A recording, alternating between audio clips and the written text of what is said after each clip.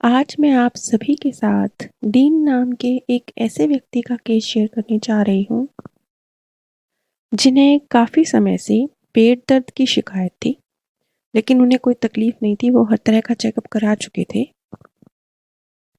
साथ ही साथ उनकी लाइफ में कुछ इस तरह की घटनाएं भी घटी थी, जिसकी वजह से उन्हें लगता था कि उन्हें धोखा दिया गया है, ये उनके साथ सही नहीं हुआ। वैसे तो हम सभी की लाइफ में ऐसा कुछ ना कुछ होता है, और जीवन में कभी ना कभी हमें इस तरह की चीज़ों का सामना करना पड़ता है, जिसके लिए हम ये कहते हैं कि कुदरत ने ये कार्य सही नहीं किया, ये चीज़ फेयर नहीं है, हम इस चीज़ को डिज़र्व नहीं करते, हमने सही किया था, हमारे साथ गलत क्यों हुआ। इसी तरह की कुछ घटनाएं डीन के जीवन में भी घटी थी, जिसकी वजह से उन्हें लगता था कि ये चीज़ें सही नहीं हुई। डीन ने अपने लाइफ बिटवीन लाइफ के जो दृश्य देखे, उसमें उन्होंने सबसे पहले देखा कि वो एक जैसे युद्ध जैसा मैदान है, कुछ झगड़े जैसा माहौल है। वो ज़मीन पे गिरे हुए हैं। एक व्यक्ति ने उनकी गर्दन पर पैर रखा हुआ है, दूसरे ने उनकी बाजू पर पैर रखा हुआ है, और तीसरे ने तलवार उनके पेट में घुसेड़ दी है। ये उनकी मृत्यु का दृश्य था। लेकिन उसके फौरन बाद जब उन्होंने अपनी आत्मा को अपने शरीर से बाहर महसूस किया, वो देखते हैं जैसे वो संपूर्ण हो गए। अभी जैसे वो टुकड़े टुकड़े हुए थे उनकी मृत्यु में, वो जैसे उनके मार्गदर्शक ने फिर से उन्हें जोड़ दिया हो और वो संपूर्ण बन गए हों।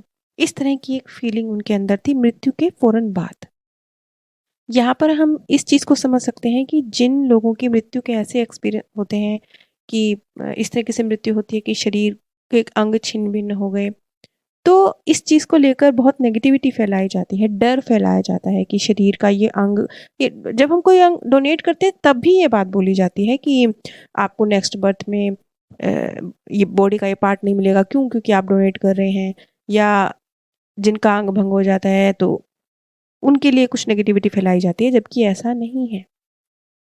इस केस से ही हम समझ सकते हैं कि डीन की मृत्यु भी उसके शरीर के टुकड़े किए गए थे, लेकिन जब उसने अपने आप को अपने शरीर से बाहर देखा, तो उसने अपने आप को एक संपूर्ण शरीर जैसी फीलिंग थी, संपूर्ण ऊर्जा, पूरा जुड़ा हुआ। इस तरह की कोई फीलिंग नहीं थी कि उसके टुकड़े हो चुके हैं। अगले दृश्य में डीन देखते हैं कि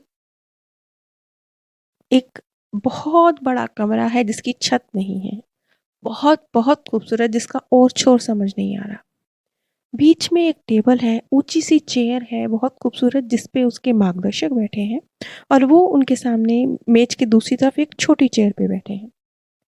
साथ ही साथ उन्होंने देखा कि एक तरफ उनकी मम्मी पापा, उनकी आंटी अंकल, उनके परिवारजन बचपन से जो उनके साथ हैं वो हैं, और दूसरी तरफ मेज के दाईं तरफ उनकी पत्नी, उनकी पत्नी का बॉयफ्रेंड, उनका बेटा, उनके ससुर।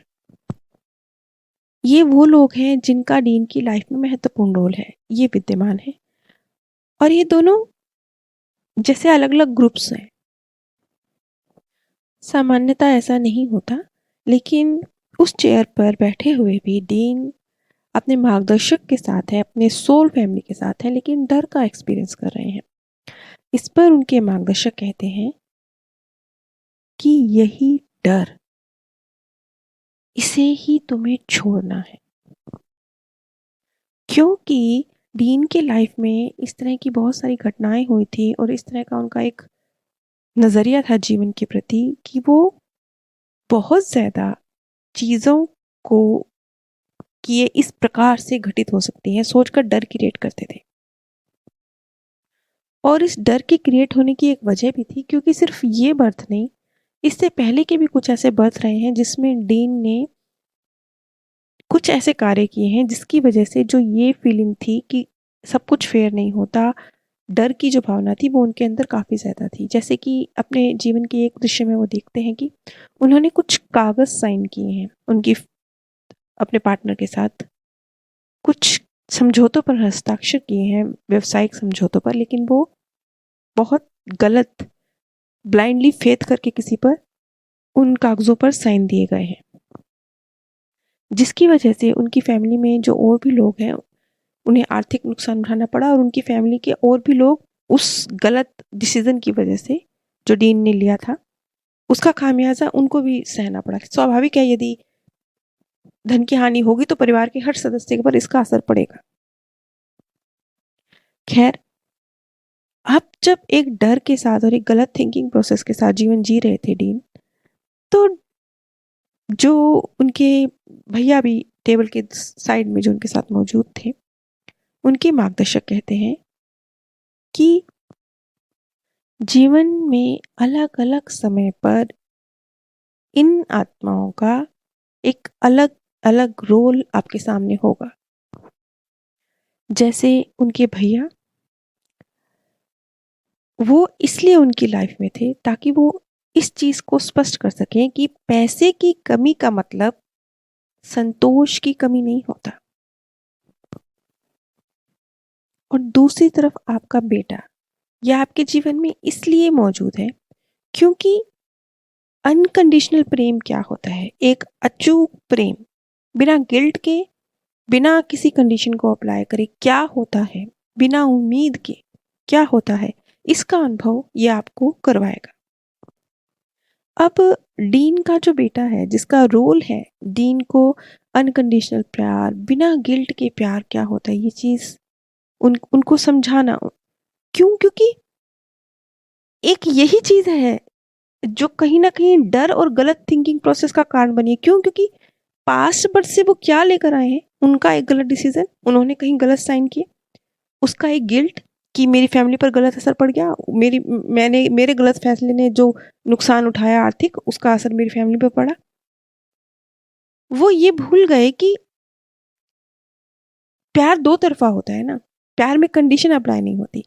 उनकी फैमिली भी इस चीज़ को समझती है कि व्यक्ति ने अगर एक गलती हुई है, गलत सिग्नेचर किया है, लेकिन एक भरोसे के साथ किया या गलत फैसला लिया गया इस कारण से किया, लेकिन भावना गलत नहीं है। तो जो सच्चे प्यार करने वाले हैं, उन्हें आपकी इन बातों से फ़र्क नहीं पड़ता। जैसे कई बार लोग आते हैं ना कि हमारे पिताजी माताजी एक्सपायर हो गए, तो हम किसी दूसरे देश में थे, किसी दूसरे शहर में थे, हम उनसे मिल नहीं सके, तो क्या उनको इस बात की तकलीफ होगी? नहीं होगी। क्यों? क्योंकि उनका प्यार आपके प्रति अनकंडीशनल है। आप अपने प्यार पर खुद कंडीशन अप्लाई कर रहे हैं। इसी तरीके से डीन ने किया था। डीन को ये चीज़ समझनी थी, डीन को एक गिल्ट क्रिएट नहीं कर मान उसने गलत सिग्नेचर की, गलत काम किया, हो गया। लेकिन इसकी वजह से एक जो गिल्ट और दर्द क्रिएट किया डीन ने अपने मन में, वो नहीं क्रिएट करना था। क्योंकि चाहे उससे गलत काम अनजाने में हो गया हो, तो भी उसकी फैमिली के मन में उसके प्रति प्रेम में कमी नहीं थी, क्योंकि प्रेम अनकंडीशनल ही होता है। जहाँ कंडीशन अप्लाई हो गई, वहाँ प्रेम नहीं है। ये चीज़ कितनी डीप है, कितनी गहरी है। क्या लेकर आया, किस सिचुएशन से, देखिए ये क्या है, आपके जीवन में जो कुछ भी घट रहा है ना, आपने उसको किस नज़र से देखा? क्या निचोड़ निकाला? कौन-सी धारणा अपने मन में बैठा ली? सारा खेल इस चीज़ का है। जो गलती डीन से हुई, डीन ने क्या धारणा बिठा दी? मैंने प्रेम नहीं किया, क्यों? मेरे गलत डिसीज़न ने मेरी फैमिली को नुकसान दिया। जबकि ना फैमिली के प्रेम में, ना उसके प्रेम में कमी नहीं थी, लेकिन एक गलत धारणा उसने बिठा ली। तो अब इस बर्थ में उसका बेटा का ये रोल है कि वो इस गलत धारणा को अपने पापा के मन से निकाले, उनके मन में उनको ये चीज़ सिखाए जीवन में कि प्यार अनकंडीशनल होता है। ये उनके बेटे का रोल है। इसी तरीके से जैसे उनके भाई का रोल है कि पैसे की कमी संतोष की कमी नहीं होती। पैसा कम होने का मतलब ये नहीं है कि आपके जीवन में हैप्पीनेस या एक सैटिस्फैक्शन इसकी कमी होगी, वो दोनों अलग चीज़ें हैं।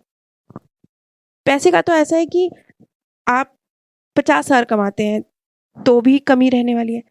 आप 50 लाख कमाएँगे, तो आपकी ज़रूरतें उस हिसाब से बढ़ जाएँगी, तब भी कमी रहने वाली है। फिर आप 50 करोड़ कमाएँगे, तब आपकी ज़रूरतें उस हिसाब से बढ़ जाएँगी, तब भी कमी रहने वाली है। इसका मतलब पैसे के बढ़ने से पैसे की कमी खत्म नहीं हुई।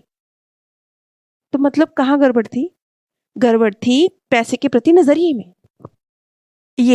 ये रोल होगा उनके भाई का उनके जीवन में, कि पैसे की कमी संतोष की कमी नहीं होता। अब ये चीज़ बहुत अच्छे से क्लियर नहीं हुई कि किस तरीके से वो लोग भविष्य में रोल अदा करेंगे डीन के जीवन में। लेकिन हो सकता है कुछ ऐसी परिस्थितियाँ बने कि उनका भैया उनसे पैसे छीनने की वजह बने, ऐसा कुछ हम अंदाज़ा लगा रहे हैं।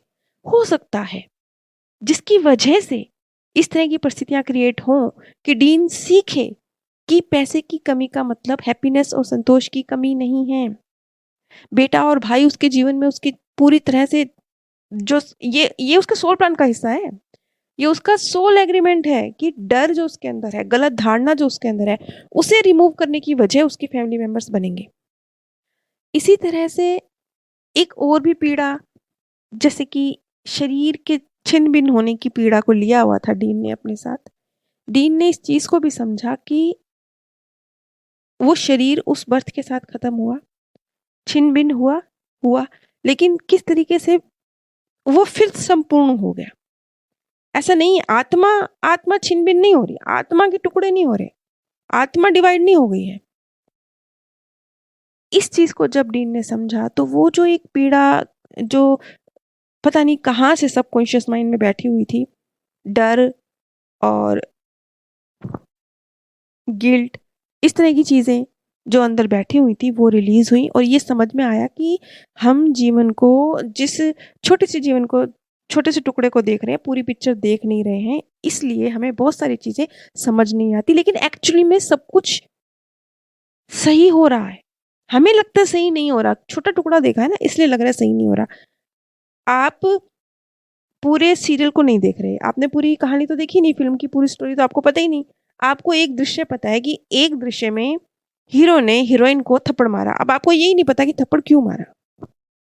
अब क्योंकि आपको पता ही नहीं है थप्पड़ क्यों मारा, तो आप एक धारणा बनाते हैं। क्या धारणा बनाते हैं? कि नहीं, कितनी बुरी बात है, एक औरत को थप्पड़ नहीं मारना चाहिए था, पति को हक नहीं है कि वो अपनी पत्नी को थप्पड़ मारे। बस आपने वो एक दृश्य देखा, पूरी पिक्चर का सीन क्यों मारा था, क्या रीजन था, आपको पता ही नहीं है। तो बस इसी तरीके से जब हम जीवन में बहुत कुछ जो घटता है उसके पूरे टुकड़े जोड़ नहीं पाते हैं, आधे अधूरे टुकड़े जोड़ते हैं, फिर कुदरत से शिकायत करते हैं ये गलत हुआ, तब गड़बड़ क्रिएट होती है, तब कुछ गलत धारणाएं बन जाती हैं जो नेक्स्ट बर्थ में ट्रांसफर हो जाती हैं। अब इस चीज को हम समझ सकते हैं कि हर व्यक्ति तो अपने पिछले जन्मों को नहीं देख रहा है ना, तो फिर इस चीज को समझे कैसे? इस चीज को समझने की एक आसान विधि भी है। अगर आप जो घटना आपके जीवन में घटी उसके अच्छे पहलू, बुरे पहलू को तो खैर आप देखते ही हैं, तभी तो गलत धारणाएं अपने अंदर डालते हैं, उसको तो वो तो आप ऑलरेडी देख ही रहे हैं। लेकिन उसके उलट वो घटित क्यों हुआ, कौन सी गलत धारणा थी जिसकी वजह से हुआ, उसके बाद उस घटना के घटने की वजह से जो अच्छा हुआ, क्या अच्छा हुआ, उन पॉइंट्स को देखना शुरू कर लीजिए। जैसे ही आप उन पॉइंट्स को देखना शुरू करेंगे, आपको वो जो घटना घटी जीवन में जिसका आपने सिर्फ एक सीन देख के धारणा बनाई है वो खत्म हो जाएगी। फिर आपको, चाहे आपने पिछले जन्म नहीं भी देखे हो, तो भी पूरी पिक्चर समझ में आएगी।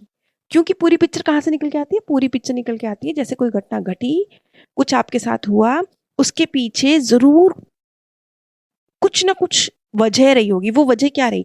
आपका थिंकिंग प्रोसेस गलत था, आपका डिसीजन मेकिंग क्षमता आप में नहीं थी, आप किसी पर अंधा भरोसा कर रहे थे, या आप किसी पर अंधा क्रोध कर रहे थे। कुछ तो होगा जहां से वो दृश्य निकल के आया है। थोड़ा सा पीछे जाएंगे तो वो कुछ नजर आ जाएगा, और जैसे ही वो कुछ नजर आ जाएगा, पिक्चर के सीन कंप्लीट होने शुरू हो जाएंगे। आप सभी पर परमात्म सौंदर्य, प्रेम और आनंद सदैव बरसता रहे। आप सभी दिव्य परम धाम में स्थान प्राप्त करें। आज मैं आप सभी के साथ डीन नाम के एक ऐसे व्यक्ति का केस शेयर करने जा रही